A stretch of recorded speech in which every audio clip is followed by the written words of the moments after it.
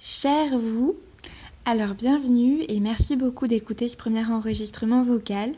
Je vais déjà commencer par me présenter un peu pour que vous sachiez davantage à qui vous avez affaire. Alors je suis Estelle, j'ai 28 ans, j'habite à Grenoble et je suis actuellement enceinte d'un petit garçon qui peut pointer son nez d'une minute à l'autre. Mais pour le moment il semble vouloir rester très confiné. Alors, ça fait des années que je souhaite partager mon témoignage ou plutôt mon point de vue à propos de différents sujets ou thématiques. Alors aujourd'hui, je me lance dans un format d'enregistrement vocal. Pour le moment, c'est ce qui me convient plutôt que vidéo ou autre.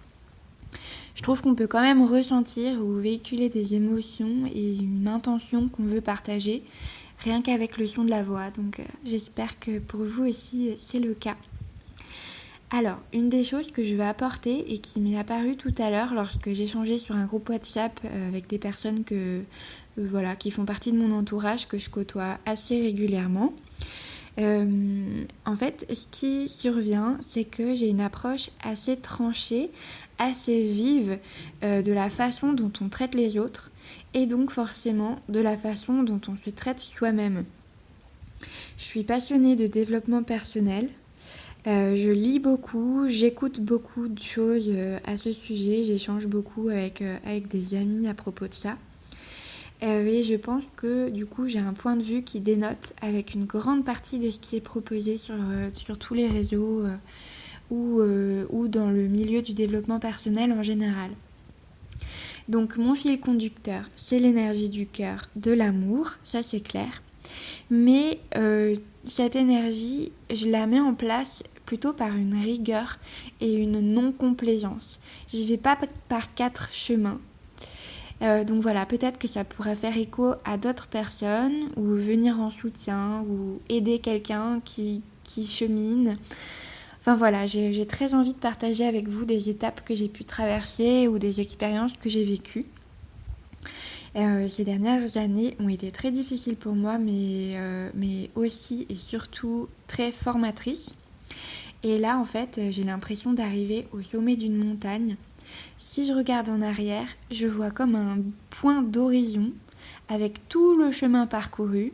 Et Dieu sait toutes les embûches, mais les magnifiques embûches qu'il y a eu. Et quand je regarde vers l'avant, je vois le sommet qui commence tout doucement à être visible. Et de l'autre côté, l'avenir, avec plein d'autres étapes à vivre, mais que bien sûr je ne connais pas encore. Donc voilà, cette période de confinement, de fin de grossesse également, c'est vraiment propice pour moi de faire une sorte de bilan et pourquoi pas de partage d'expérience. Les prochains enregistrements que je voudrais vous proposer, ça sera sûrement autour de mon parcours avec la maternité.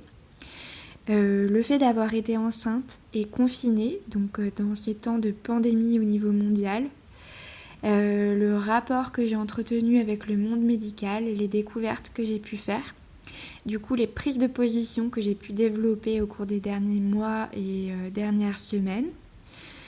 Je voudrais aussi vous partager mon expérience passée autour du deuil périnatal. Il y a quelques années, on a perdu un petit bébé à un stade très avancé de la grossesse. Et puis du coup, tout le cheminement qui en a découlé.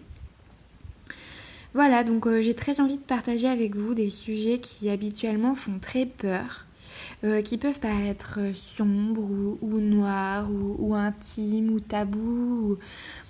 Voilà, mais j'ai envie de les aborder avec mon énergie, mon point de vue. Pas dans le côté pathos, dramatique, alors que bien sûr il y a beaucoup de souffrance, mais j'ai plutôt envie d'aborder ça en voyant les choses telles qu'elles sont, telles qu'elles ont été, en fait à l'image de l'obsidienne, d'où le nom de cette chaîne et de ce conte.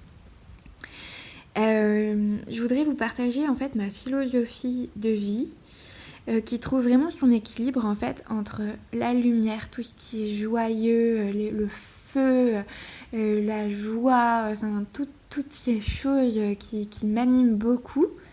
Et puis aussi la partie d'ombre en fait qui ne me fait plus peur du tout et que je découvre davantage de jour en jour. Et cette ombre en fait que je vais dévoiler au fur et à mesure. Donc tout ce qui est les souffrances, les parties de soi, les facettes qu'on a rarement envie de montrer, mais justement moi j'ai vraiment envie de pouvoir partager le fait que ces facettes ne demandent qu'à être réhabilitées et il faut surtout pas en avoir peur. Donc voilà, prendre grand soin de soi et des autres dans leur entièreté, avec toutes les facettes, absolument toutes. Voilà.